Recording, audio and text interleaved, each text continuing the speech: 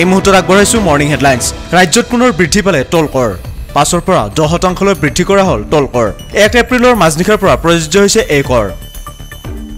অসমৰ ৰাইজক বিনামূলীয়াকৈ চাহপাত দিব হিমন্তৰ চৰকাৰে। অসমবাসীক বিনামূলীয়াকৈ চাহপাত দিয়াৰ পৰিকল্পনা মুখ্যমন্ত্ৰীৰ। ৰাজহুৱা সভাত ঘোষণা কৰিছে মুখ্যমন্ত্ৰী ডক্টৰ হিমন্ত বিশ্ব শৰ্মাই। মৰিগাঁৱত শোকাবহ ঘটনা। ঈদ খাবলৈ গৈ জীৱন শেষ হৈ গ'ল মুস্তাক, দীপমণি আৰু সাজিদুল ইছলামৰ। মৰি মুছলিম গাঁৱত কেৱল এতিয়া কান্দোনৰ ৰোল। ২ মেত ৰাজ্যত অনুষ্ঠিত হ'ব পঞ্চায়ত নিৰ্বাচন। 2টা পৰ্যায়ত পঞ্চায়ত নিৰ্বাচন অনুষ্ঠিত হ'ব। 11 মেত অনুষ্ঠিত হ'ব ভোট গণনা। আনুষ্ঠানিক ঘোষণা ৰাজ্যিক নিৰ্বাচনী আয়োগৰ।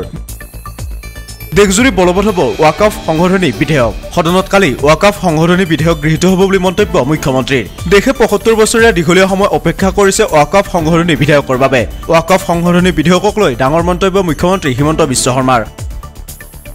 ঈদৰ দিনা ৰাজপথত সন্ত্ৰাস চলোৱা ৩ যুৱকক আটক। আৰক্ষীৰ জালত ৩ যুৱক। মৰিগাঁও ৰাজপথত বাইক আৰু গাড়ীৰে ষ্টাণ্ট কৰিছিল যুৱককেইজনে। ভিডিঅ' ভাইৰেল হোৱাৰ পিছতে আটক কৰে ৩ যুৱকক।